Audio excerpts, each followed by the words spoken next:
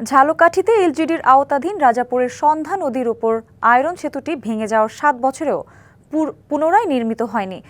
এদিকে দীর্ঘদিন ধরে বন্ধ রয়েছে যাত্রীবাহী গাড়ি ও মোটরসাইকেল সহ সব ধরনের যানবাহন চলাচল। ভোগান্তিতে রয়েছেন নদীর দুই তীরের ৭টি শিক্ষা প্রতিষ্ঠানের কয়েক হাজার শিক্ষার্থী সহ অন্তত ৩০ গ্রামের মানুষ।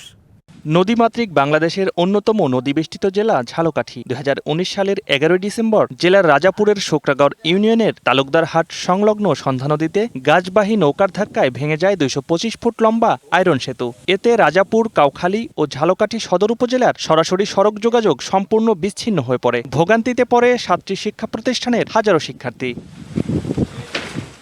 বন্ধ হওয়ার উপক্রম হয়েছে সেতুটি সংলগ্ন তালুকদারহাট বাজারটি। স্থানীয় উদ্যোগে বাঁশ এবং সুপারি গাছ দিয়ে যোগাযোগ সচল রাখার চেষ্টা করলেও তা বেশি দিন স্থায়ী হচ্ছে না। ৬ বছর ধরে সেতুটি পুনর্নির্মাণের দাবি করলেও বাস্তবায়ন হয়নি আজও। শিয়া বাটার ও ভিটামিনে সমৃদ্ধ লিলি বিউটি সোপ, তারুণ্যময় উজ্জ্বল ত্বকের জন্য।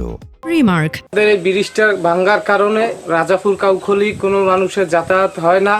আমরা এই সুপারি গাছ দিয়া চার দিয়া মানুষ চলাচল করি। ছেলে মেয়েরা স্কুলে যাইতে পারে না। ওই সাইডে দুইটা স্কুল আছে, মাদ্রাসা আছে, এই জায়গায় বাজার আছে, আবার মাদ্রাসা আছে, একটা মসজিদ আছে। ব্রিজ ভেঙে যাওয়ার পর হইতে তালুকদারহাট অচল অবস্থা।